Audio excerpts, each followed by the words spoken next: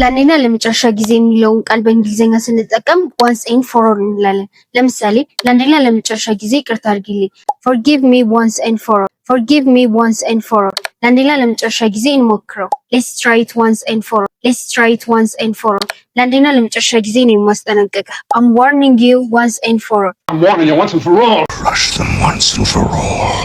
Okay, let's just get this over with once and for all. The second expression is it's better to እንዲህ ብናደርግ የተሻለ ነው ስንል for example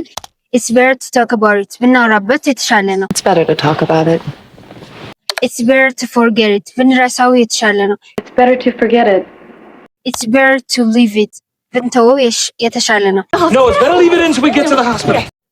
ባናደርገው የተሻለ ነው ለማለት ደግሞ it's better not to እንላለን ባንጣላ የተሻለ ነው it's better not to fight it's better not to fight ተስፋ ባንቆርጥ የተሻለ ነው it's better not to give up it's better not to give up ሁለቱን አንድ ላይ ስንሰራ ደግሞ ለአንዴና ለመጨረሻ ጊዜ እድልህን ብትሞክር ጥሩ ነው it's better to try your luck once and for all